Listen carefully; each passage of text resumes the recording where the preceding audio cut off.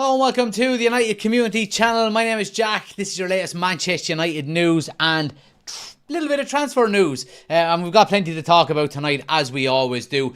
But please do smash a like on the video, hit subscribe if you're new to the channel, and as always, get your comments into the comment section below, and we'll go through what you guys have to say. But we've got plenty to talk about tonight. From anybody that's watching on YouTube, as you can see, the headline is Sir Jim's new Old Trafford plans. Some reports coming out today suggesting that he does and is well in the mix in terms of actually getting some plans together and getting, I suppose, the ball rolling with a new Old Trafford. Whether that's a new stadium, whether that's revitalising the current stadium, that remains to be seen. But we'll talk about that, guys. I also want to talk a little bit about Dan Ashworth, because we've heard some figures in relation to what it's going to take to get him away from Newcastle. And are Manchester United willing to actually pay that amount? Because if they're not, they're going to have to wait until 2025 potentially before we can get him. And we're going to talk a little bit as well about not just Dan Ashworth, but there is reports suggesting that we've got a current Southampton director of football, Jason Wilcox, who would be potentially coming in as part of the backroom team there as well. Little bit on transfer news as well. Like we mentioned on the morning news show this morning, we're going to talk a little bit about Elise, and we're also going to talk about Xiao Nez as well. But as always, get your thoughts into the comment section below, guys. Great to see everybody that's in. I've been trying to get the stream working for you can now stream to YouTube Shorts as well, which I've been trying to do for the last while, but it doesn't seem to be working. No. Let me have a quick check here and see. I might want to, yeah, because I think I can actually do it. Let me see. Blah, blah, blah, blah, blah. Just bear with me for 1 second.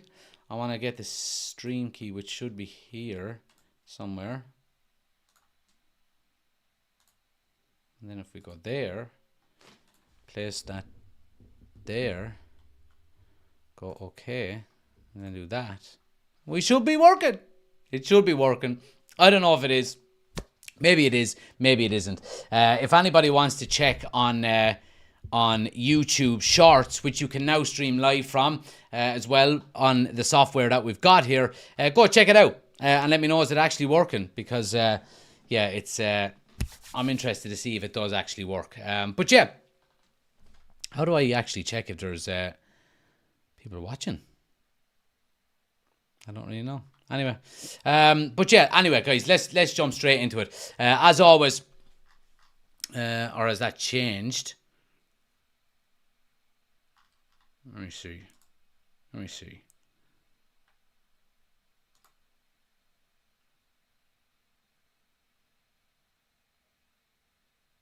I'm not too sure what's going on here, to be quite honest with you.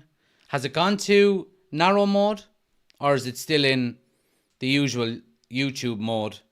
Anybody that's watching normally, let me know. I'm not too sure what's happening, to be quite honest. It's changed. Right, okay. Well, let me end that one then, because I don't want to have it that way. I don't know how to do it. That should mean that it goes back, but I don't know if it will. Maybe it will, maybe it won't. It's been a great start.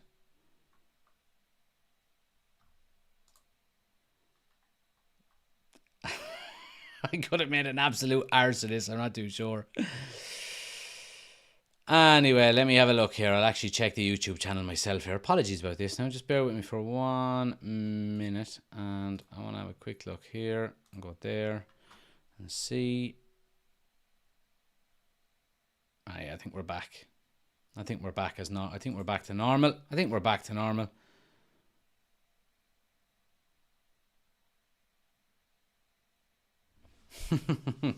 Danny is back as well. Good to see you guys. Anyway, look, forget about it. I think we're back to normal. Yeah, I think we're back to normal anyway, by the looks of things. But anyway, guys, look, you're all more than welcome. Thanks for joining. Let's jump straight into it and talk about the plans that Jim Ratcliffe has in relation to Manchester United and the redevelopment of Old Trafford, whether that be a new stadium or whether it be refurbishing the current stadium. Reports coming out from the Daily Mail today are suggesting that Sir Jim Ratcliffe is making progress on plans for a 90,000 capacity new Old Trafford. And this is coming out from Mike Keegan in the Daily Mail. It says Jim Ratcliffe and Ineos have already approached potential investment partners at home and abroad as they rapidly seek to rebuild or refurbish Old Trafford. So it doesn't give us a direct answer on what it's going to be, whether it's actually going to be whether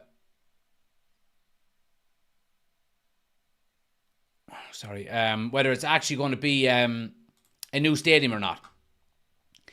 But what it does say is that Jim Ratcliffe has already got the ball rolling in relation to trying to get Old Trafford redeveloped, which is good. Which is good news for everybody concerned, you would have to say. In relation to, whether it is going to be whether it's going to be a new stadium or not. Again, a lot of people have had their own say on it, and whether or not they should rebuild Old Trafford or whether we should keep the hallowed ground hallowed, if that makes sense, and stay where we actually are. The Mail have also suggested here that rebuilding on neighbouring land has become the favourable option for a 5-year redevelopment of Old Trafford. So that would basically mean we stay where we are in Old Trafford while the new stadium is being built at the back of the Stretford end, which is where the majority of the space is. There's nothing but car park space there and so on and so forth. So, I mean, me personally, I'm not too... I don't think I would get too worked up about whether or not Old Trafford stays or goes. I mean, you do have to just move with the times. I mean, we've seen an awful lot of teams do it over the past 10, 15, 20 years. Arsenal done it, moved away from Highbury. Spurs obviously were in the same kind of vicinity, but not on the same actual location, similar to United. We see Everton at the moment, they're moving out onto the docks, moving away from Goodison Park. So if getting, the world-class stadium that we need and deserve, then I think we do need to move from Old Trafford. I really do. You can't really build on either side, especially towards the south stand, because it gets very narrow between the railway lines on the Sir Bobby Charlton stand and the canal on the Sir Alex Ferguson stand, right in that kind of narrow area. So I think I don't mind either way of what happens, but I think it's more than likely going to be that we will see... I think we're going to see a new Old Trafford. I really do. I think we're going to see a new stadium. Let's see what you guys think. Danny says, finally a live stream. Shame there hasn't been one all week. We have been stuck listening to Mark Oldbridge, so welcome back, Jack. I do appreciate it. Apologies for not being on all week, guys. My little one has been sick the last few days, so taking a few days. We still got I was still able to do the morning news shows every morning. If you're not checking them out, make sure you do every day. But yeah, the evening time has been a little bit difficult with a couple of sick babies and trying to get them ready for bed and stuff like that. So yeah, needed to do that. But yeah, we're back up and running. Ben says, I'm open to both, Jack, to be honest. Just be good to take some of the Old Trafford parts with it, if you know what I mean. Yeah, I totally understand. I mean, if you look at the old tunnel in Old Trafford, the one that's on the centre, or the one that's on the halfway line between the two dugouts, I mean, that's been there, I think, basically since Old Trafford was built. It's something like 70 or 80 years old, I think. It's been there. I think it's certainly been there post World War II. So yeah, maybe that could be incorporated in it. But look, again, I'm not. I mean, Old Trafford is sacred and always will be, whether we move or not. If moving is the only way to improve the stadium and get it back to the world class stadium that we deserve, then I think that's the way to go. I really do. I think that is the way to go. But people a lot smarter than you or me will come up with the ideas, and they will determine whether or not it is the right thing to do. If it is, it is. If it's not, then so be it. But yeah, I certainly think that I certainly think it wouldn't be the end of the world if we had to move from Old Trafford to a new stadium. That's what I would say. Sorry guys, I'm getting issues here in the background with the streaming software. Hope everything is okay on your end.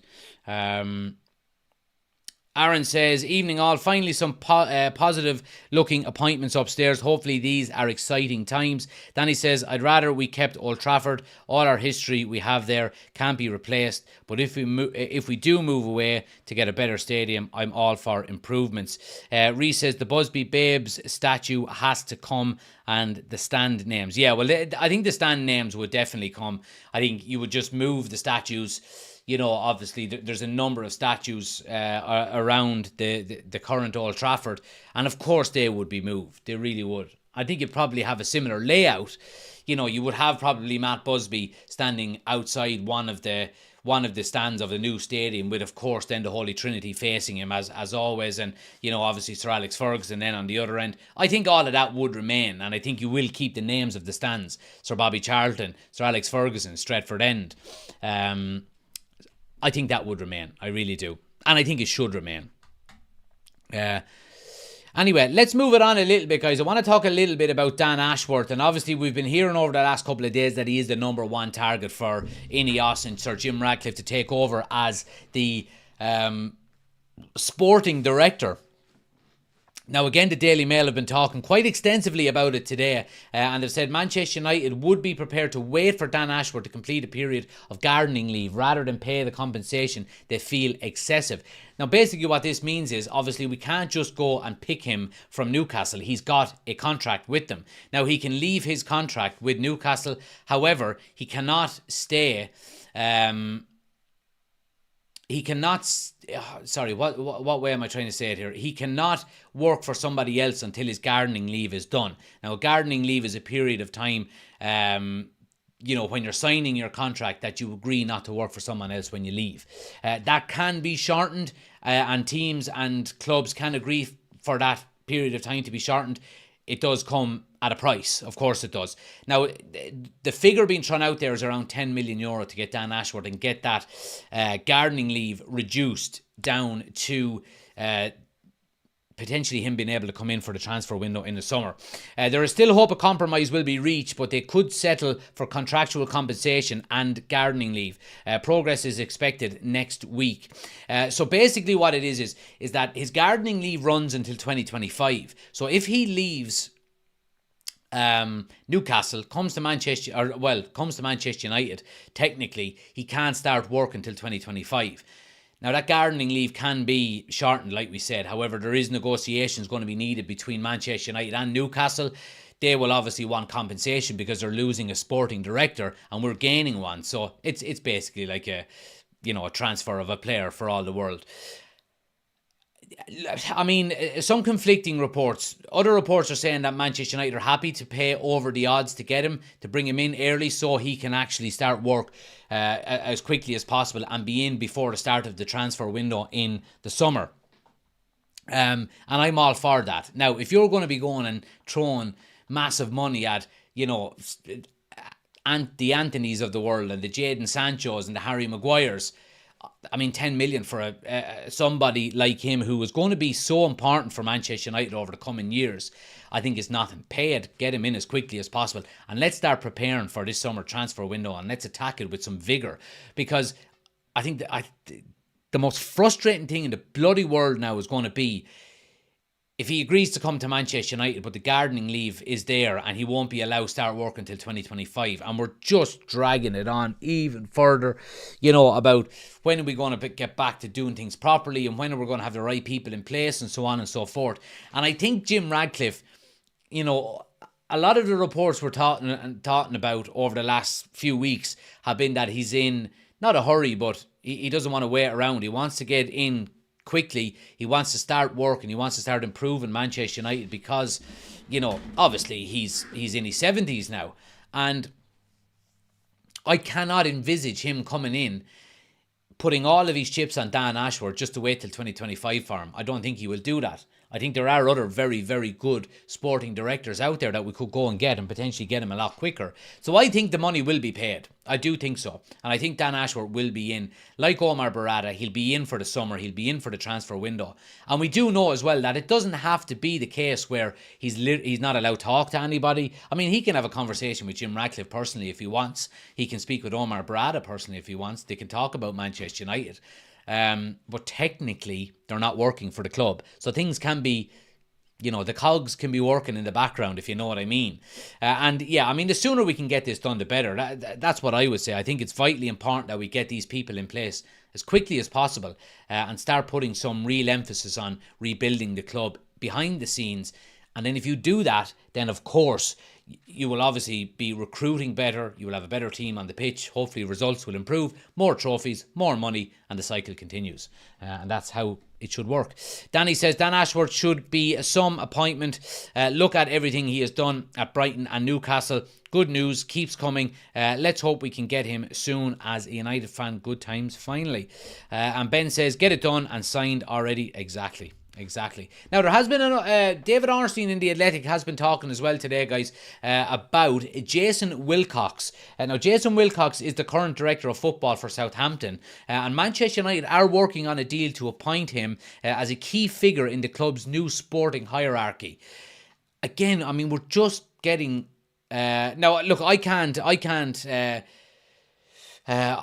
pretend that I know an awful lot about this guy because I really don't. He was at Manchester City before, as far as I know.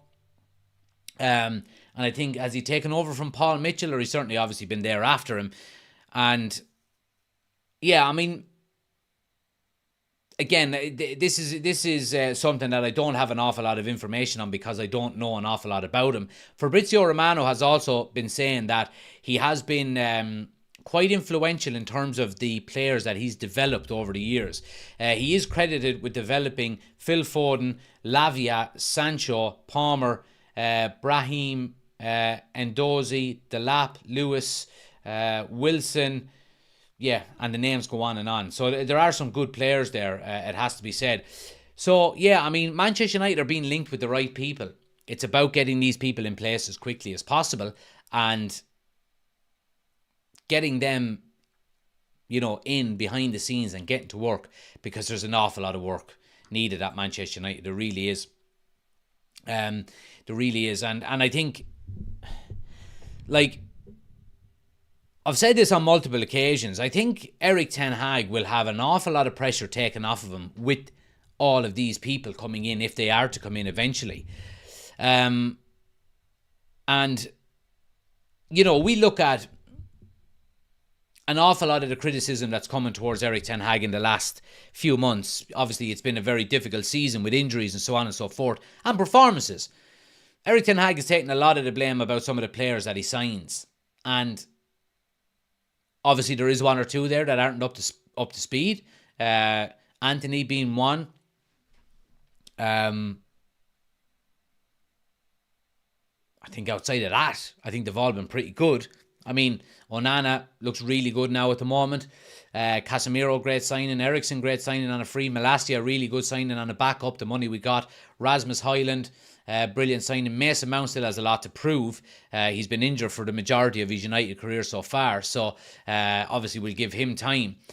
But I think overall, if you have a structure in place behind the scenes that allows Erik ten Hag to just, have the people there with him that are all pulling in the same direction, and it's a collective, then I think an awful lot of the pressure will, come off of Erik ten Hag's shoulders in relation to the players that are signed.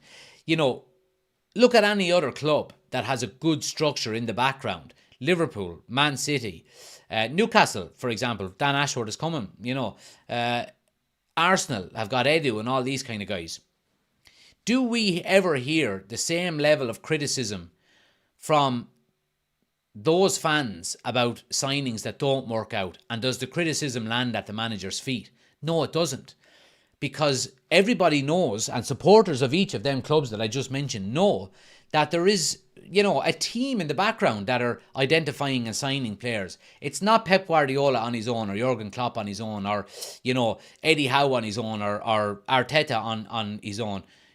They've got a team, and that's why we don't see as much criticism from them fan bases towards their manager on who they sign in comparison to Manchester United, because Erik ten Hag has been given an awful lot of power in relation to who he wanted to sign. And while I'm an advocate for the manager having a big say in who we sign, I think the days now of the manager making all the decisions are gone. And I think, I don't think it's the sign of the times. I think if you had, in the 90s, if you had a team, you know, and you kind of did have a team back then. You had a scouting network, and you had a head scout that would report directly back to the manager, and he would say, yeah, I like the looks of him, and he would go and watch him, and so on and so forth.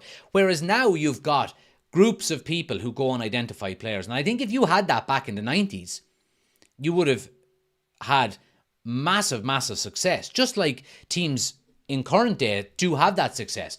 And I think not having a sporting director and not having these guys in the background and a team in the background, you're pissing in the wind, basically, when you're going up against clubs that do have it.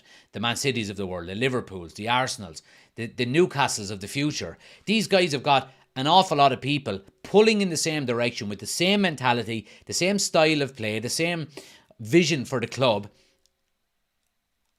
If other clubs have that, and little old Manchester United are here with one man managing the team, making all the decisions, of course the other teams are going to improve better, because, you know, they've got more ideas, they've got more people, you know. It just works. It just works. You know, it really, really does. And it's been proven to work down through the years.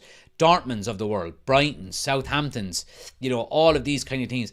Even you go back to, you know, the West Hams maybe of the 2000s, who were very, very good at identifying players. And they always had kind of a sporting director, a football director, people in the background that were making big decisions rather than the actual manager, and more of a collective. So I think it's the way to go. I really, really do. Let me know what you think in the comments. Smash a like on the video as well, guys. We'll go through a little bit of transfer news before we finish up. Not an overly long show tonight. I do want to talk a little bit about Michael Olise, and we did mention it on the morning news this morning that he is the top target for Manchester United, supposedly, for the summer. That right wing area is an area of concern, and has been for a number of years for United. You know, we've had issues with Jadon Sancho. We've had issues, obviously, with Mason Greenwood. We now have issues with Anthony not being good enough. The list goes on and on. Dan James, historically, I think Dan James has probably given us more than any of them.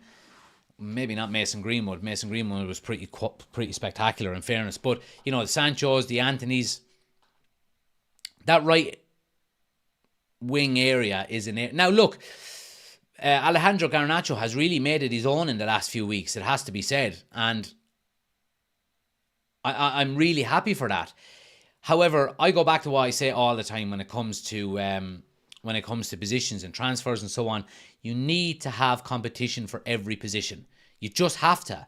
You know, we see Luke Shaw is a great example of it down through the years, where he tends to take his foot off the pedal when he finds himself established. Like, if you go back to signing the likes of Tellez, for example, before that, the season before we signed Tellez, Luke Shaw was having a very bang average season.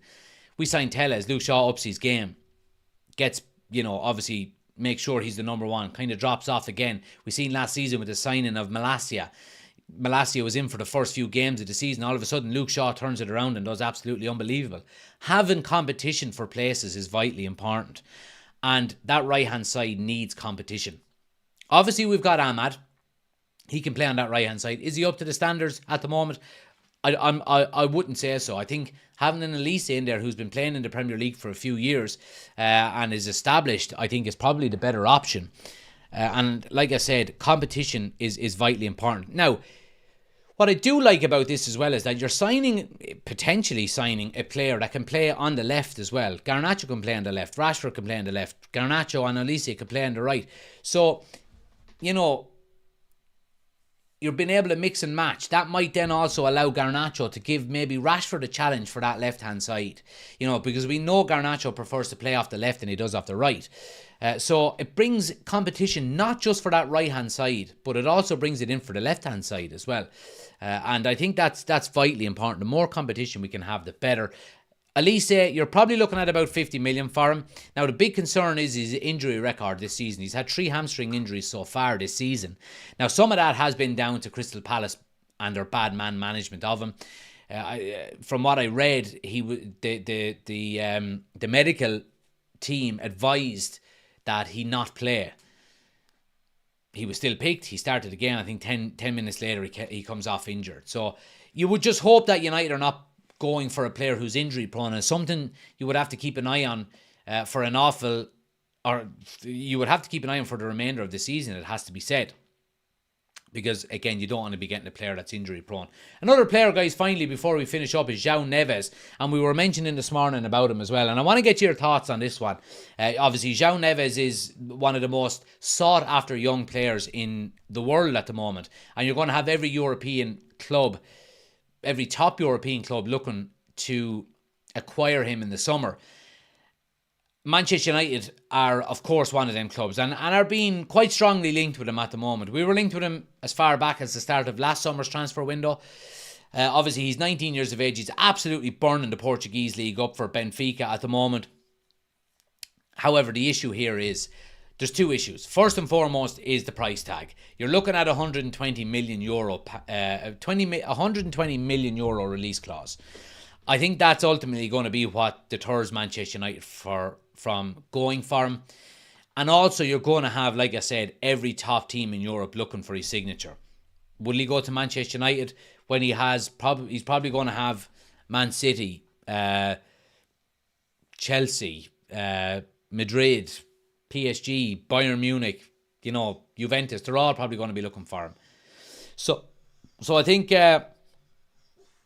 the price tag more than anything else is what's going to deter Manchester United, and I think rightly so. I don't want us to sign Xiao Nez for 120 million. Now, I don't know if there's going to be some leeway there with Benfica, whether they would take a little bit less. Still, I mean, 80 million is still an awful lot of your transfer budget to be blown on one player. We've said this over the past couple of transfer windows. You have to find a balance between quality and quantity. Okay? And Manchester United can't go out and blow all of their transfer budget or half their transfer budget on one player in this summer. We just can't do it. We need 4 or 5 players in this transfer window to come in. We probably need another 4 or 5 to go out, because we need a massive, massive overhaul. And the quicker we can do that, the better. So I don't think spending half your wage budget, or however much of your wage budget is going to be on one player, is a smart thing to do. And I think bringing in football directors, getting back to, coming full circle here, bringing in football directors and sporting directors and, scouting departments and all pulling into one direction. It's their job to find the players that are as good as Xiao Nez, but are for half the price. The likes of the players that Brighton go out and get, or Southampton in the past, or Borussia Dortmund, for example. That's what we need to be doing in the future. And certainly in the next couple of transfer windows until we can establish ourselves again.